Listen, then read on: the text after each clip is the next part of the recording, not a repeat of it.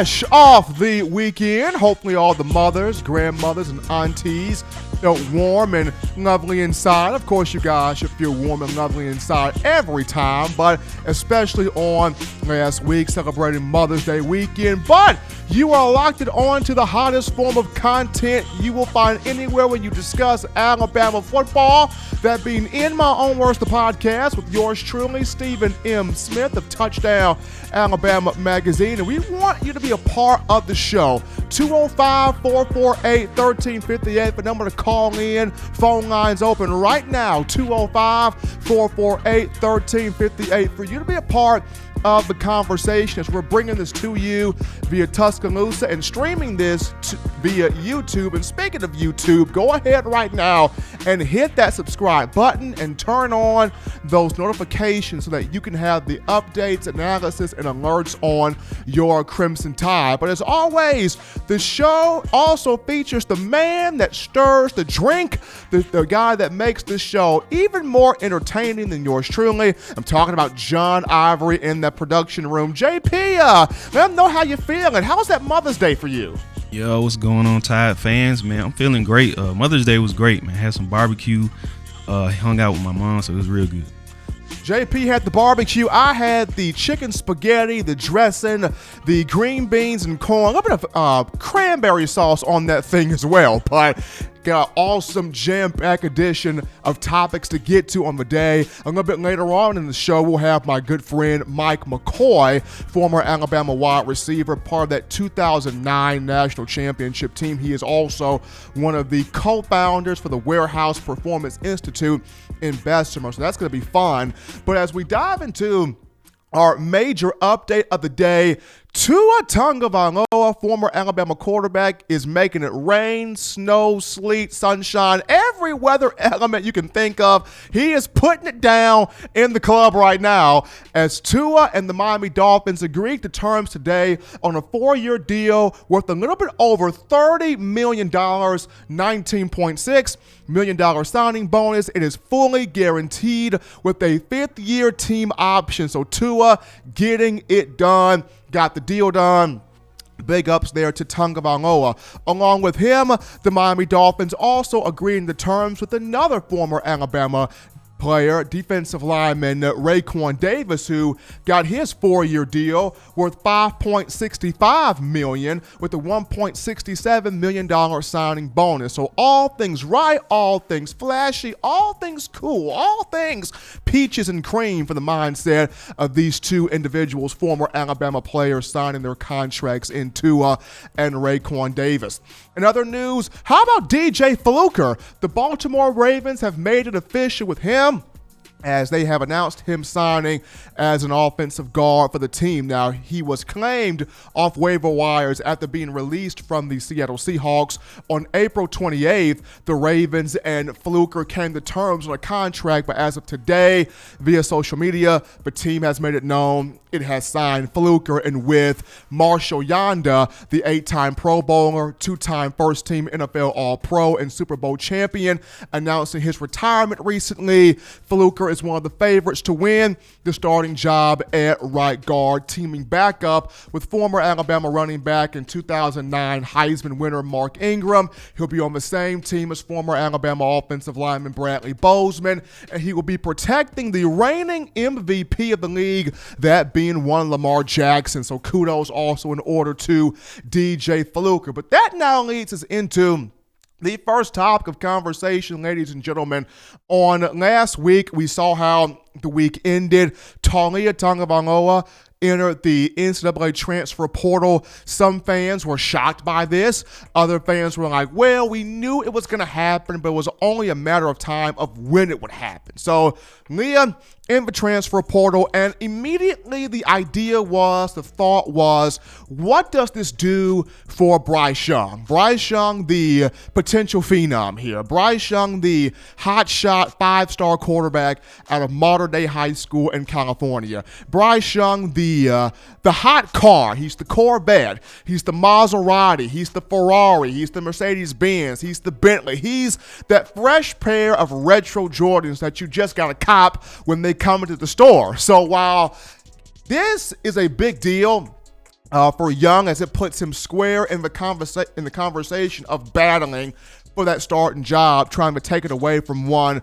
Mack Jones, and along with that, battling for the number 2 position to back up behind Jones. As much as this is big for Young, the other quarterback that not a lot of people talk about, not a lot of people conversate on, and he is just waiting in the cut going, I'm about to have my shot to introduce myself to the Alabama fan base in the college football world, that being one Paul Tyson. And for me, this is big for Paul just due to, I remember talking with one Bobby Humphrey, former Alabama running back Bobby Humphrey. Recall this about a year ago. And Humphrey was one of the first guys to literally get his hands on Paul, help train Paul, help work with Paul in terms of being a quarterback. And when I spoke with Humphrey last year, he talked about Paul. He watched all of Paul his junior year at Hewitt-Trussville High School in Alabama, and he watched half of Paul his senior year of high school. And he said, Paul is one of the most accurate high school quarterbacks I've ever laid my eyes on. 75 to 80% of his passes were dead on. He was dropping them in the breadbasket, as you're watching the huddle tape here on screen of Paul Tyson. He's dropping the ball in the breadbasket of these wide receivers. They're not having to stop. They're not having to slow down. They're not having to overly adjust or look behind them or contort their body. He's putting the ball, dropping it in the breadbasket every single time. Highly accurate quarterback. And this is coming from, once again, former Alabama running back Bobby Humphrey. And when Paul came into the University of Alabama in the 2019 class, some fans had this idea of, well, the only reason why Alabama got him was he's Paul Bear Bryant's great-grandson. Nothing too great about him, nothing too big about him. He's just Paul Bear Bryant's great-grandson. Big guy, lanky guy, tall guy, not overly athletic. Alabama just recruited him in based on the legacy name. Let me just tell you this right now. Paul Tyson had about 30 offers coming out of high school. And among those 30 offers, Wisconsin wanted him, USC, the Trojans, offered him, the Oregon Ducks offered him, Notre Dame, Michigan, and LSU. So I just raffled off. There are a couple of big marquee programs that want the service of Paul Tyson. He chose to come to Alabama because he wants to defend home. This is home here. He wants to defend the home turf, the home ground, and it doesn't get any more Bama factor. That's the term Nick Saban has been preaching about. He's been talking about. He's been spouting off on a tangent about for the longest of time here. Recall it, or now name it, 2 years. But it doesn't get any more Bama factor than Tyson because he has lived this. He knows the tradition. He knows the importance. He knows the history. He knows what it means to, he knows what it means to win and the importance of it to win. Just seeing how his great-grandfather, Paul Bear Bryant, Wallace Wade and Frank Thomas did a phenomenal job with this program. They got the ball rolling, right? Winning national championships. But Bear Bryant took what they did and put it on a national level, on a big level, on a marquee level to where when you play Alabama, you fear Alabama. When you play Alabama, you respect Alabama. When you play Alabama, you know you are about to play Alabama. And in the 60s and 70s, it got no bigger, it got no brighter, it got no better than Crimson Tide football under Paul Bryant. When opposing teams stepped off their bus, they peed their pants, they crapped their pants because they knew, I gotta play that. I gotta play I gotta play Paul Bryant. I gotta play Alabama football. I did not sign up for this. So Paul Bear brought a sense of respect, brought a sense of reverence, brought a sense of, when Alabama comes to town, or when you come to face Alabama, you know what the deal is. So Paul Tyson grew up in all of this. And you look at Now, what he did in high school, four-star quarterback at Hewitt-Trussville, 19-5, as a starter. He was 11-1 his first year there in 2017, and a young man that threw for nearly 7,000 passing yards, 6,580 passing yards, 69 touchdowns to just 13 picks, got the Huskies to the playoffs both years, 2017 and 2018, got them to the quarterfinal round of the Class 7A state playoffs. And I, for one, that always says this: if a prospect's not good, if a prospect's not good enough, if a prospect doesn't have what it takes to be at Bama, does Nick Saban really go after them and recruit them? More than likely not. Nick Saban goes out there, he recruits Paul Tyson because he sees this is a young man that's got a very exceptional arm, very smart, highly intelligent, has the instincts and the intangibles. Of course, on last week, we had former Alabama defensive lineman and the head coach of Bessemer City High School, Rudy Griffin, on the show. And Coach Griffin competed, on the same field, competed against Paul Tyson in practice, got a chance to coach him 2017 and 2018. So he knows what Tyson is about. And if you go back here and watch the film, I know I'm not the lead scouting and recruiting analyst for TDA. That's Justin Smith, who does an unbelievable job. But I break down quite the amount of film in my spare time. And when I look at Paul Tyson, when I watch his film, 4 NFL quarterbacks immediately hit my mind. Call me crazy, call me a conspiracy theorist, call me Steve, you don't know what you're talking about, but I break down the film. I take it frame by frame, bit by bit, piece by piece. So check this out. These are the 4 quarterbacks I've seen in Paul Tyson's game right now in the NFL. Number 1, as far as the size, he's Ben Roethlisberger. At 6'5", 235 pounds, Paul Tyson resembles, Ben Roethlisberger. In terms of his footwork, maneuvering in the pocket, climbing the pocket, being able to, keep himself on schedule in terms of the feet, he's Big Ben in his prime. There's also a little bit of Aaron Rodgers there in terms of the footwork. Arm talent, when you discuss arm strength, accuracy, precision, ball placement, anticipation, touch on the ball, torque on the ball, when do I put heat on the ball, all of those arm talent things, it's Phillip Rivers. A lot of Phillip Rivers. And funny I mentioned that because in talking to a lot of coaches that have worked with Paul, they told me, Steven, you're not off base here because he patterns his game. He models his game after Phillip Rivers. And then, of course, the leadership intangibles, being able to be a true leader on the field, he has a lot of Tom Brady in him. Going back to talking with Coach Rudy Griffin, he mentioned that to me, got a lot of Tom Brady. So Big Ben, Aaron Rodgers, Phillip Rivers, Tom Brady, all 4 of those quarterbacks in Paul's game. And what's interesting here is, and it's crazy that I bring this up because remember 2017, just a minute here, 2 quarterbacks came to Alabama in that 2017 class. It was Tua Tagovailoa out of Hawaii and Mack Jones out of Jacksonville, Florida. Tua got all the press clippings. He got all the hype. He got all the attention. It was King Tua. Alabama had never recruited somebody, signed somebody from the islands before. 5-star lefty, number 1 dual threat quarterback, number 1 pocket passer. Trent Dilfer was talking about him every single chance. He got a chance to speak on him, and Tua lived up to the hype.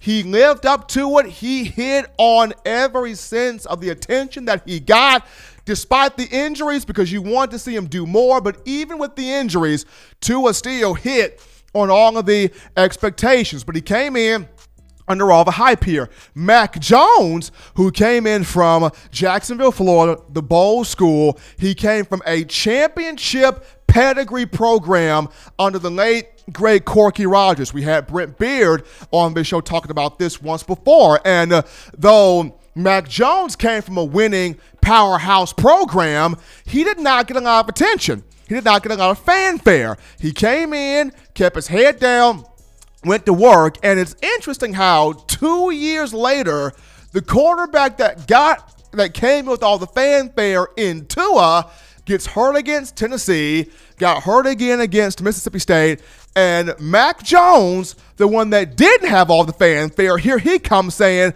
hey guys, let me introduce myself to the world. I'm Mack 10. I'm Mack Jones. I can run this offense. Am I Tua? Absolutely not. But I can run this offense, seeing how I hate to lose. What matters to me is winning, and just as competitive as Coach Nick Saban, I'm just that competitive, probably even more competitive than my head coach. So 2019, you had Taulia, Tagovailoa, and Paul Tyson come in at the same time. Everybody was saying, we already got King Tua. Here's Prince Leah. When Tua graduates off to the NFL, we're going to have Prince Leah. He's going to fall right into place. He's going to do the thing. He is going to continue that legacy. No one spoke a lot about Paul. Paul had a handful of guys. Oh, wait, there's Paul Tyson. Hey, Paul, how you doing? Oh, wait, that's Bear Bryant's kid. Paul, I see you over there by the water cooler. Paul did not get much love as Leah got. But Taulia in the portal, this opens up the door fully now for Paul Tyson to say, y'all know my great-grandfather. He's got a lot of things here in terms of this institution. Paul Bear Bryant drive a Bryant-Denny Stadium. Everybody's rocking houndstooth. Y'all all know what my great-grandpappy did, but I'm Paul Tyson. And let me show you why I'm just as good as everybody else here on this roster. Paul Tyson is going to have an opportunity to get on the field and get himself into games and prove I got the arm, I got the intangibles, I got the body, I got the instincts, I got the mindset. I can operate this offense. So as much as this is big for Bryce Young, and it is, do not snooze, do not sleep, do not turn your nose up at Paul Tyson. This guy, bigger than the name, real deal here. We're going to go to our first break here on In My Own Words, the podcast. Don't touch that dial here. Just getting started on a Monday. When we get back, we unpack, we discuss your phone calls, tweets, thoughts, text messages, questions, and concerns right after this.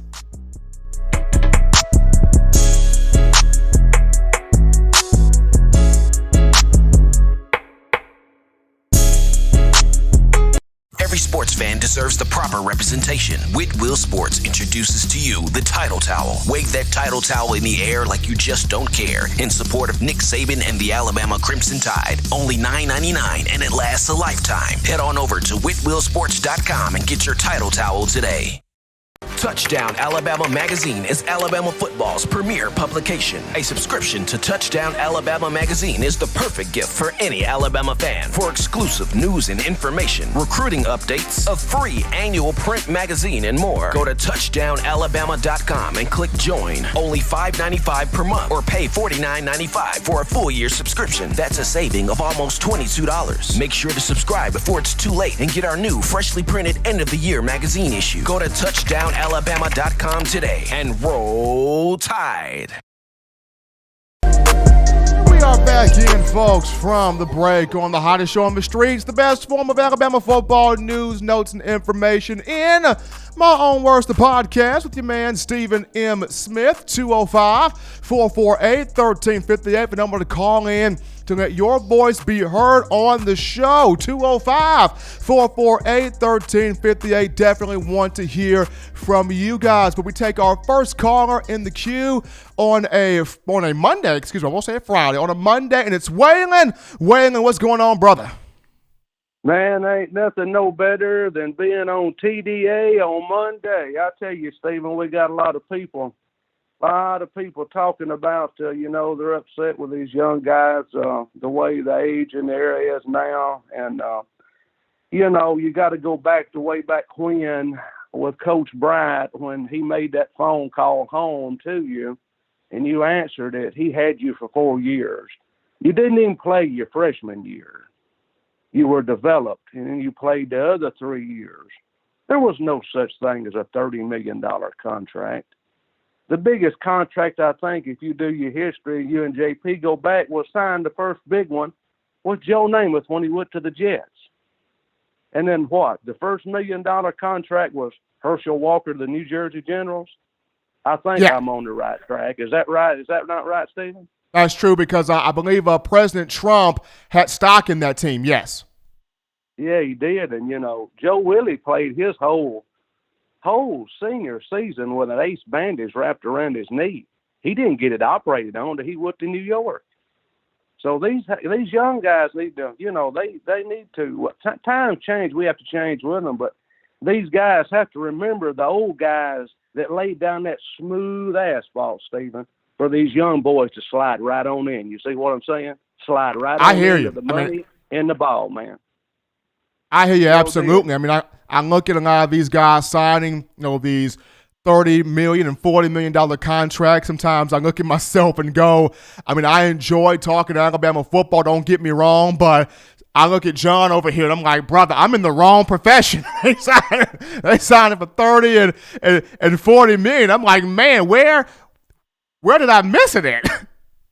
Exactly. I feel the same way. Yeah, I missed the boat. Yeah, the boat sunk. Well, I got off of it though, but that's all right. Everybody has their opinion, and times change, and Coach Saban has addressed it. I think it sort of leaves a little flea under his collar also because he's sort of old school back the way we were and I was, and a little bit before you I was. But anyway, I appreciate all the love there Friday. Sorry about that, but I hope everybody had a good Mother's Day. But we got a pretty good little poem we're going to end with right now because we know we got people in the queue. And this is sort of going to sum up a little bit about Coach Saban in the few years he's been there in Alabama. So we're going to end our conversation on the three hearty chuckles, and let's see how this one goes, Stephen. Roses are reds, violets are blues.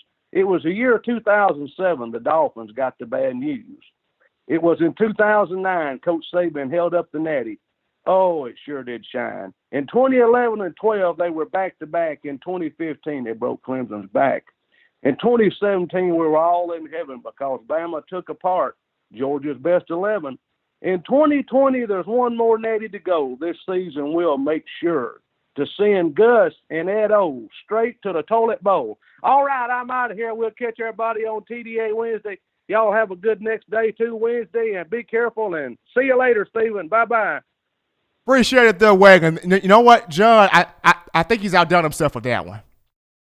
Yeah, that was good. I like that one. But I got one question for you. Willie351. He asks Steven, will there be a spring practice before fall camp? Will there be a spring practice before fall? That's a good question. Now, I wouldn't really say spring, more so summer.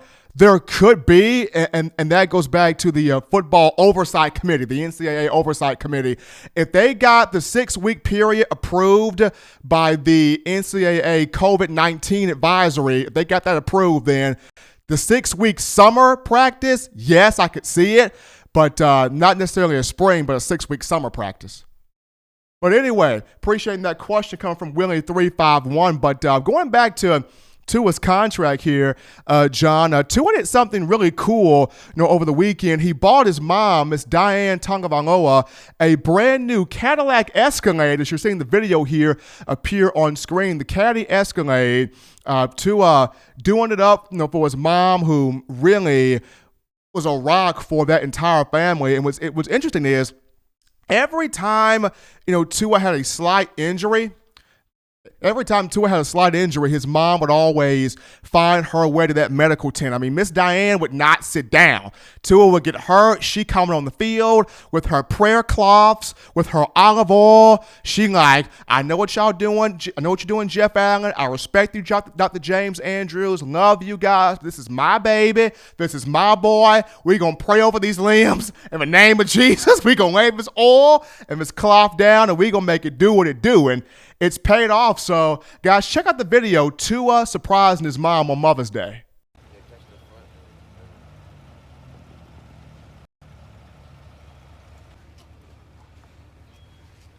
You wanted something that would be able to carry everyone. It's yours.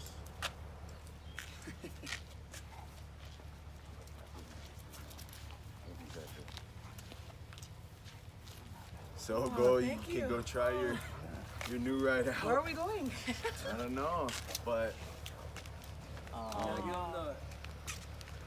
the tour. Yeah, the tour even. Okay, let's go for a ride, huh?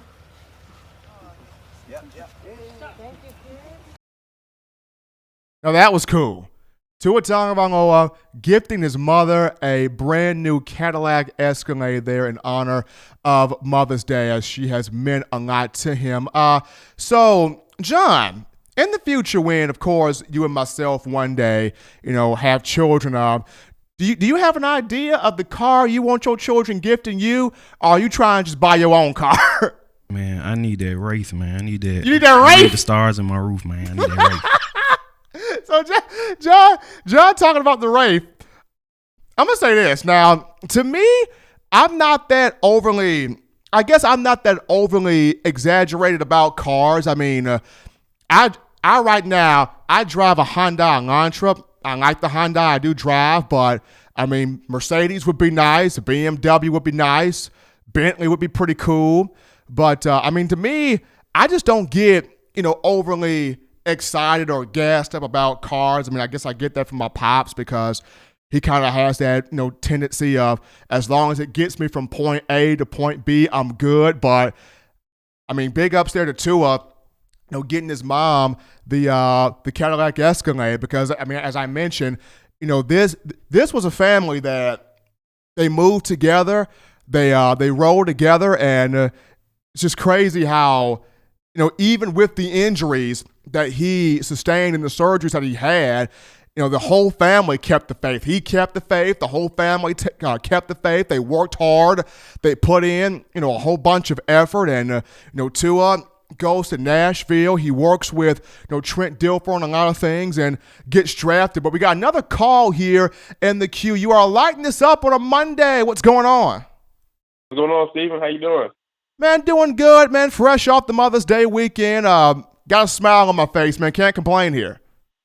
Oh, yeah. Yeah, I hear you. Man, I got a question for you. Who do you think has the better first season this year between Jerry and Henry Ruggs III? I know it's a lot of, people saying one should be that Judy should be taking no Ruggs, but I think, they both end up in really good positions. But who do you think is in the better position, or who you think had the bigger first season? I think Judy has the bigger first season. And no offense to Ruggs, because love his speed, his athleticism, his dog mentality. He's going to attack the football in the air. But give me Judy because Drew Lock, very strong arm, accurate arm. He likes to extend plays on the run, kind of like what Tua did. And also with Judy, he's going to be able to have other guys around him like Cortland Sutton, like Noah Fant, that you're not just going to be targeting Judy. You got to target other guys also, or in terms of defenses, they got to defend other guys also, versus Ruggs. Aside from Ruggs and Josh Jacobs, the Raiders have to continue putting pieces around that organization in terms of weapons. So Judy, because he's got the quarterback, and with so many weapons Denver has, the field is going to be opened up more for Judy. Man, I could definitely see that. I mean, one thing that kind of concerns me about the whole Ruggs situation is, how they did Cooper. If they couldn't utilize him properly. I know some people say that, it was him, but I think it was more the system. If they can, utilize Amari Cooper, that makes me worry about, is Ruggs going to have that much better of a time in John Gruden's system. And I agree with you on that because Gruden told Coop, Gruden told the media that he was going to make Cooper a focal part of the offense, and it never happened. It never manifested. I know Cooper had some injuries, but his first 2 years, he was a 1,000-yard receiver both years, a Pro Bowler, and a guy that really helped out Derek Carr. So to me, it goes back to John Gruden. How much stock do you put in what John Gruden tells you? I know he can be crazy at times. He can be weird at times. He's a different mindset type of guy. So how much truth, how much stock do you put in what John Gruden says if you're Henry Ruggs? That's going to be the biggest question because you draft me at number 12 overall, but do you have enough trust in me to get me the ball? That's a very good point, man. And it was also surprising to see him drop so low. I thought he was going to be a top 5 or, easily top. I mean, he drives like top 10, but I was thinking, top 7, top 8 type pick. He's definitely that type of talent. But I'm sorry, I'm switching back to to Judy. But yeah, with that's another thing with Judy dropping so low. That's kind of a something that's I think he's in a great position, but I didn't see that happening. But it's crazy, man, but we're going to see once this NFL season unfolds how it is. But, man, we appreciate the call and keep rocking with us. All right, thanks. We're going to go to another break here on In My Own Words, folks. Don't touch that dial. When we get back, we will be joined with a good friend of mine, former Alabama wide receiver and the co-founder of Warehouse Performance Institute, Mike McCoy, right after this.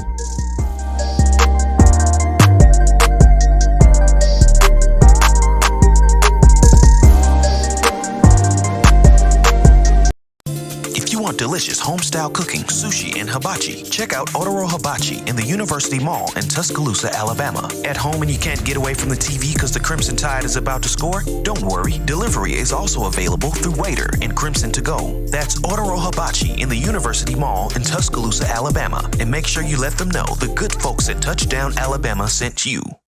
Touchdown Alabama Magazine is Alabama football's premier publication. A subscription to Touchdown Alabama Magazine is the perfect gift for any Alabama fan. For exclusive news and information, recruiting updates, a free annual print magazine, and more, go to touchdownalabama.com and click join. Only $5.95 per month or pay $49.95 for a full year subscription. That's a saving of almost $22. Make sure to subscribe before it's too late and get our new freshly printed end of the year magazine issue. Go to touchdownalabama.com today and roll Tide.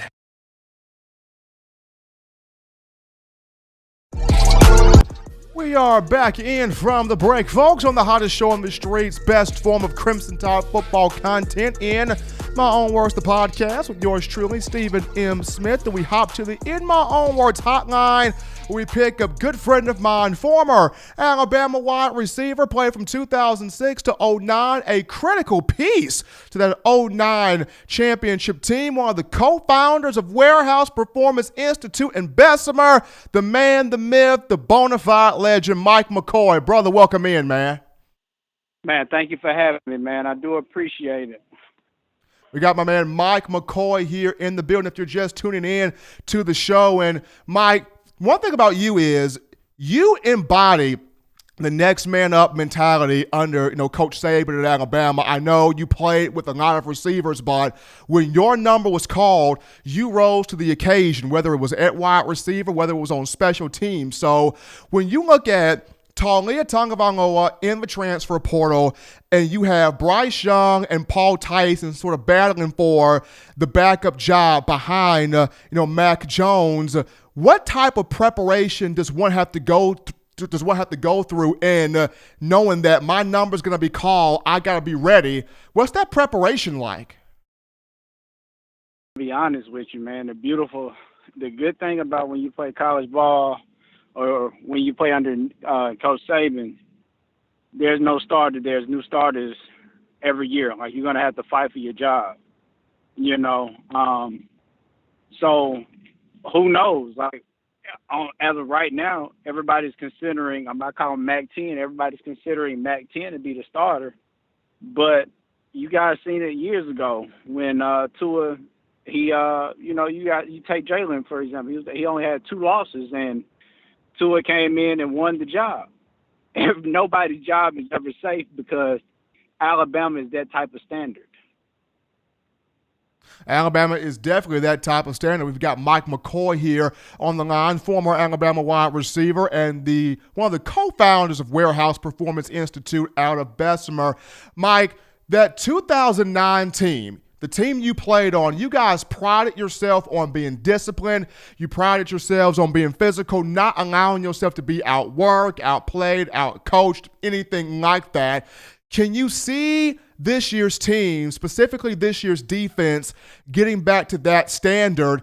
And the second part to this question is, what are some things that you saw last year that kind of disappointed you when you watched the team? I guess the first question, could you reiterate the first part of the question? I really heard the second part. The first question was, can you see Alabama getting back to the traits of being physical and being disciplined? Well, this is a different generation, man, of athletes. When you think and you put in consideration of had on our team and what we kind of went through, you had a bunch of guys that had a point to prove who had a chip on their shoulder. One thing I can honestly say that was the deciding factor between it was good and great. Everybody was trying to take care of mama. And what I mean by that, everybody was trying to go to the next level. And we all understood that we approached this like the pro level. Whatever I have to do, I'm going to get it done.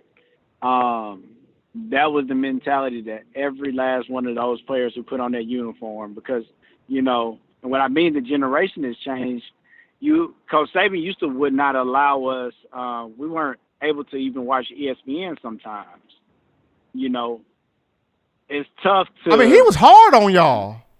Man, it was tough, and like we laugh whenever him and I see each other, we laugh because they were, you know, some of my kids or whatnot. I said, man, you softened up on these boys. He said, I had to. Well, you take into consideration, it's almost like us. Everybody knew Alabama was good, but we didn't. It's almost like everybody know if everybody's been watching The Last Dance with the Bulls, you kind of see that. They're expecting you to be good every year. And I don't think Bama had a down year this past year. It's just like one thing else, everybody is good now. And you got better. Everybody has newer coaches, newer equipment. It's the latest, and everybody's able to contend with Alabama as far as recruiting is going now. So it's a level playing field. I think, honestly, the times have changed as far as football is concerned, because now everybody throws the ball. And you see how successful Henry, if you watch the NFL, you see how much success he had this past year as far as the football is concerned, because the linebackers have gotten smaller, the DBs have gotten smaller, and everything is spread out. The receivers have gotten smaller. So when you put a bit back in there, now you have a linebacker that's really the size of a safety having to tackle somebody that's 240. Now, if it was me, I'm bringing in a big running back, and I'm finna just run the ball down your throat. So I don't know if I answered your question or not, but times have definitely just changed as far as the athletes are concerned. Most definitely. And just when you look at Mike, this potential college football season, everybody wants to have a season. Everybody's trying to figure out different ways of having a season without fans in the stands, adjusting to dealing with the coronavirus. Do you see a scenario where it starts on time, or are you more so in the camp of it may really actually be delayed? Well, me being in the strength and conditioning profession, they really need to get the ball rolling early as June. I don't know the full details or the full extent of when those guys will be able to report, but you need June, July to prepare, because it's such a long football season. That is the only uphold. So I don't think they could delay it, but if anything, they may need to extend the strength and conditioning portion an extra week. And people just misconstrue. It's like, well, how do you do that? It's just as far as weight room, but that weight room keeps you healthy. That weight room keeps you away from pulling hamstring. That weight room keeps you away from that shoulder popping out of place. It's a lot that goes into that weight room. And if they don't if they don't get you can't rush it. It's like you can't put a pot roast in the microwave. You know what I'm saying? It ain't going to happen. It's a long, slow process. Those 8 weeks are crucial, because you think about it. You play 14, 15 weeks when you're in the national. You know, really longer than that, because if you go to the national championship, you have 3 and 4 weeks before you play your game. You know, so it's almost extended out like an NFL season. So, I guess if you ask my professional opinion, I think they need to be in that weight room no later than the second week of June. And if they're not, they need to delay it. Well, the hope of everybody, Mike, is that football season will be on the menu. I know everybody's still trying to be cautious and safe at the same time, but we're joined here by former Alabama wide receiver Mike McCoy on that 2009 national championship team, played from 06 to 09, but one of the co-founders of Warehouse Performance Institute in Bessemer, doing an unbelievable job. I got to get back over there to see you, Ryan Romano, and the guys again, man, but you be safe, you be good, man. Appreciate having you on. Oh, man, I appreciate you having me, man. You hold it in the road. Thank you again, brother. Absolutely. That's former Alabama wide receiver Mike McCoy talking some college football with us here. We take another break here, ladies and gentlemen, but upon our return, we dive back into your phone calls, tweets, text messages, thoughts, questions, and concerns right after this.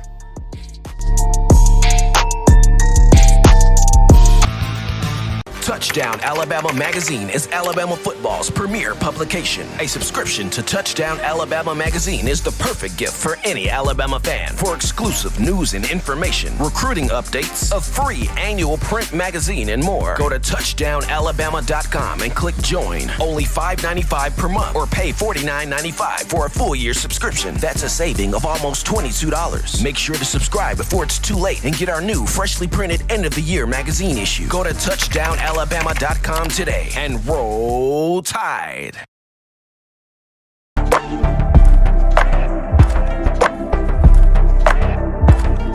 All right, ladies and gentlemen, on a Monday, entertaining you with the hottest show in the streets here, best form of Crimson Tide football, news, notes, and information, in my own words, the podcast with yours truly, Stephen Smith of Touchdown Alabama Magazine.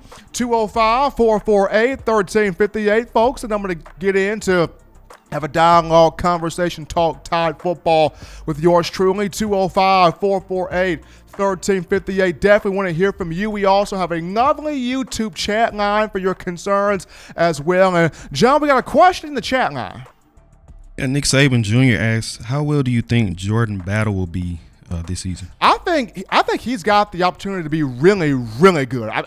Jordan Battle is the next star in the secondary. He's the next superstar.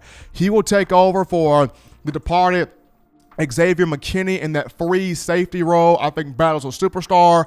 He's got incredible range, great speed. Of course, I watched him in the season opener against Duke, where he tracked the ball from one sideline to the other sideline, picked the ball off, got incredible judgment on how to play with the lower third of the field or the third of the field, like Jordan Battle. Hey, Keith Lanier asks, what players do you think will break out this year that comes without the fanfare? Somebody that's been around the program or somebody that's just getting in the program on offense and defense? Okay, without the fanfare, let's see here. Without the fanfare, Slade Bolden is one that comes to mind. Offensively, wide receiver, so give me Slade Bolden. Another one without the fanfare. Defensively, Alakaho. Give me Cajo. I think Cajo breaks out this year at that linebacker position. He's going to get an opportunity to get on the field and do some things. Cajo. Also, know what? Joshua McMillan, too. Give me McMillan, too, on defense. Tackling machine. A guy that can go out there and hunt, get the football, get the quarterback, get the running back, get whomever. So I would go with Cajo, Joshua McMillan defensively, and then offensively, give me Slade Bolden. Give me Slade Bolden. But yeah, once again, Tide Nation, 205-448-1358 for number to call in and let your voice be heard here on the show. But interesting topic here.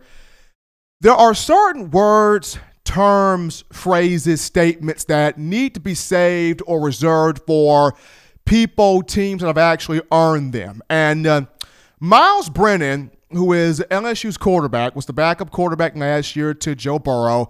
He played in 10 games last year, got some work in on the field. But Miles Brennan, as you're seeing the screenshot here, he is hugging Joe Burrow here in this screenshot via Facebook, and he mentions how I'm going to do everything I can to keep the dynasty going. LSU is not losing its crown soon.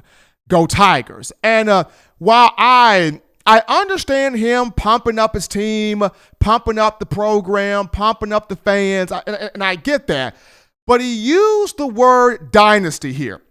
That is a word that needs to be reserved for the people who actually who actually have earned that word. I mean, for LSU, they won the national championship last year. Congratulations. They got it done, did it fair and square. But this is LSU's first title since 2007.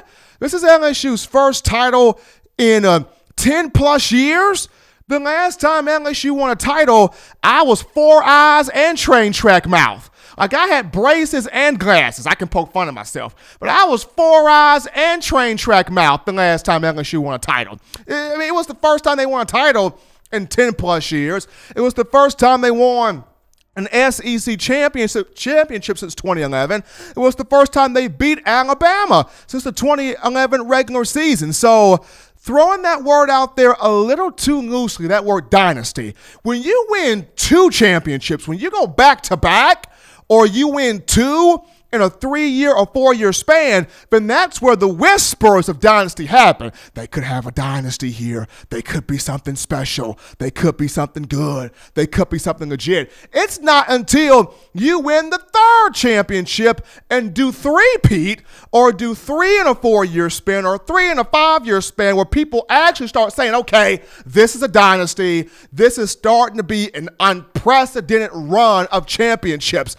LSU just got its foot in the door, right? It just got the monkey off its back in beating Alabama. It just got the monkey off its back in not winning a national title in 10 plus years. It just got the monkey off its back and finally winning, a conference title in quite some time. I mean, I understand Tiger fans happy, Tiger fans excited. Coach Orgeron finally was able to get it done. They were able to bring everything together. But the question is, LSU, can you reload? That's the question. You just emptied a whole clip. You emptied a whole clip. Like, you got to replace Dave Aranda, longtime defensive coordinator, Joe Brady, your passing game coordinator. Then you got to replace 14 to 15 players, including Burrow, who got drafted. You just emptied out a full chamber of a revolver. Do you have more in the tank? That's going to be the question, because now the pressure is going to be on Ed Orgeron. We have seen Alabama, we have seen Clemson, we have seen Ohio State lose everything but the kitchen sink and still find a way to reload. They've done that. They've proven that. And I remember Coach Saban in a documentary with Bill Belichick. What did they both say? When you officially reach the mountain, now you become the mountain. Everybody comes at you. You get everybody's best shot. You get everybody's best game. Even the little small peon, no-name schools, they going to be like you playing NCAA on Heisman level. They going to give you their best shot as well. So for Miles Brennan, for Coach O, for LSU, kudos to you. You won the SEC title. You won the national championship. But throwing the word dynasty out there? Come on, man. This is your first one in 10 plus years. Can you reload? That's the question. But we go to our next break here on In My Own Words, the podcast. Folks, don't touch that dial. When we return, we get into the offensive lineman, touching that up here for the Crimson Tide right after this.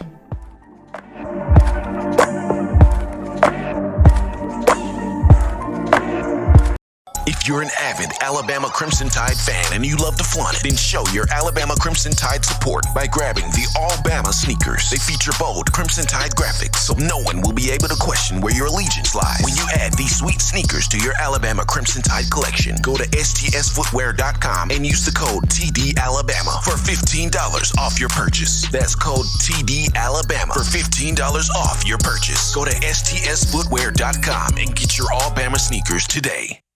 Touchdown Alabama Magazine is Alabama football's premier publication. A subscription to Touchdown Alabama Magazine is the perfect gift for any Alabama fan. For exclusive news and information, recruiting updates, a free annual print magazine, and more, go to touchdownalabama.com and click join. Only $5.95 per month, or pay $49.95 for a full year subscription. That's a saving of almost $22. Make sure to subscribe before it's too late and get our new freshly printed end of the year magazine issue. Go to touchdownalabama.com today and roll Tide.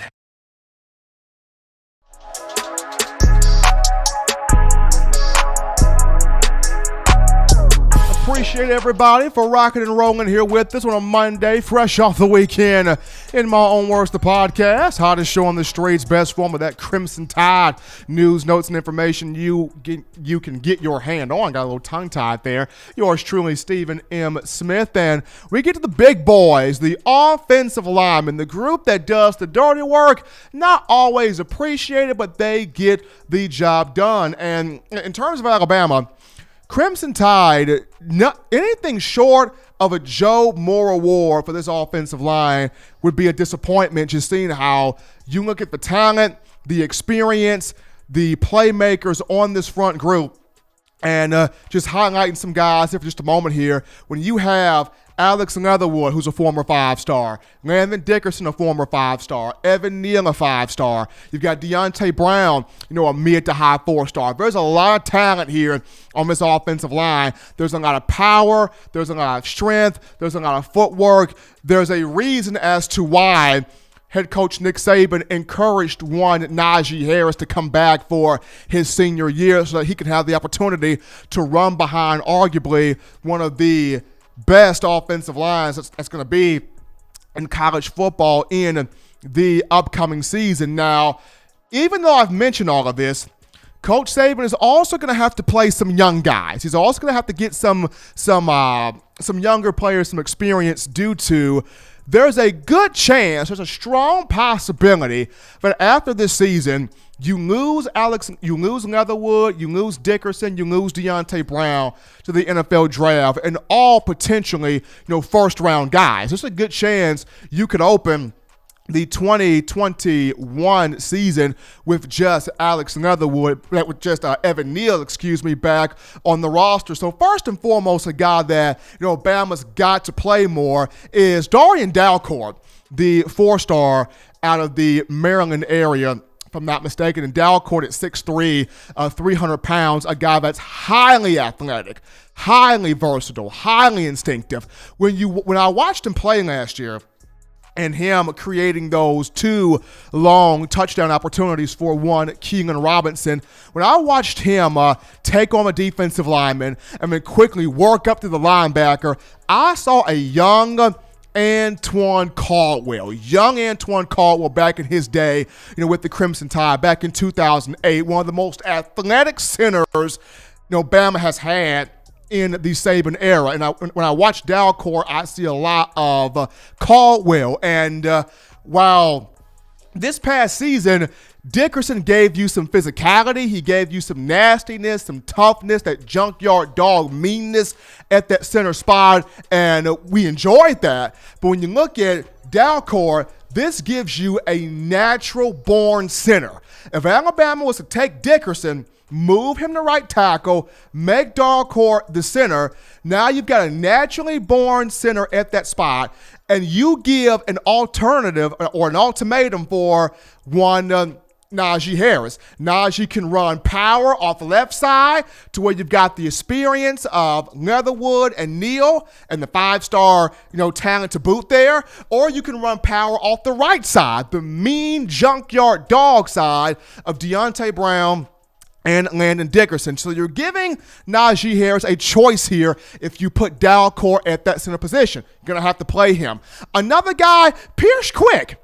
And here is somebody of whom, going back to that meanness, probably the most nastiest offensive lineman in this roster, or on the roster, and in the rotation. One of the nicest guys you'll meet off the field, but on the field wants to embarrass you, as former Alabama defensive lineman Rudy Griffin stated eloquently last week on the show. He got a chance to coach against Pierce Quick. So this is a guy that wants to embarrass you, that wants to dominate you, that wants to put you on your butt, roll you over, move you 10, 15 yards down the field, and a guy that has the potential to, be a first rounder as well in the future. So another guy you got to play if you're Nick Saban is Pierce Quick. And then you got Emil Ekiyor Jr. here.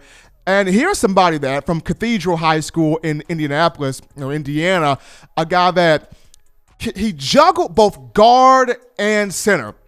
Another one of those versatile guys.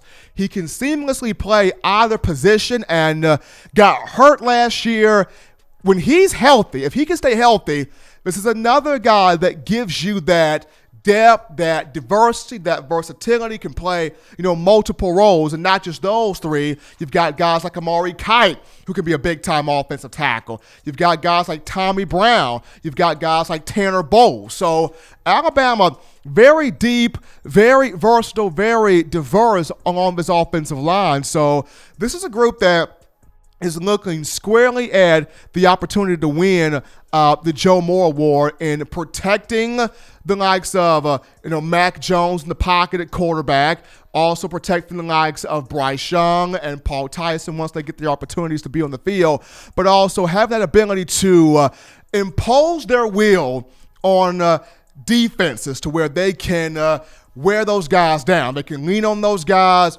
open up holes in the run game, provide those lanes for Najee Harris, Keelan Robinson, Trey Sanders, Brian Robinson, Jace McClellan, Roydell Williams, and also Kyle Edwards to boot there. And going back to something that Mike McCoy mentioned in the previous segment, and I understand the game has changed, and I get that.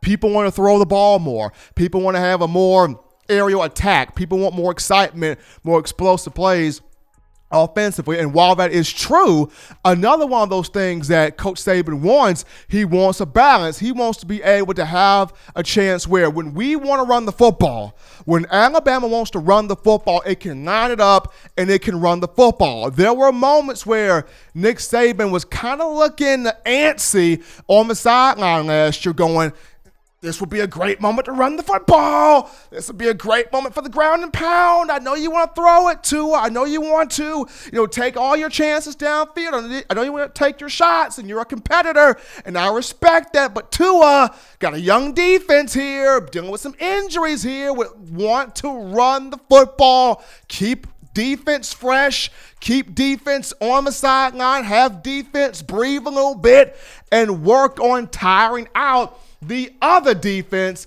that is on the field at this point in time. So even while the greatness of Nick Saban, he understands, he knows, he sees, he recognizes, yes, the game is changing. We're seeing Clemson throw the ball more, right? We're seeing LSU throw the ball more. We're seeing Ohio State throw the ball more. We're seeing Oklahoma throw the ball more. We're seeing all of these changes going around surrounding us, and we are adapting, yes, to those changes, but at the same time, we still want to have that ability as Alabama to where when we want to run the football, when we want to line up and go mano, smash mouth, control the clock, control the pace, the flow, the dynamics of the game, we want to be able to do that too. So when you have his offensive line that can potentially, at this point, with the five-star talent, with the size, with the experience, with the leadership, when you have a group that could potentially win the Joe Moore Award, you want to see that group flex some muscle as well. So excited for this group on the offensive line.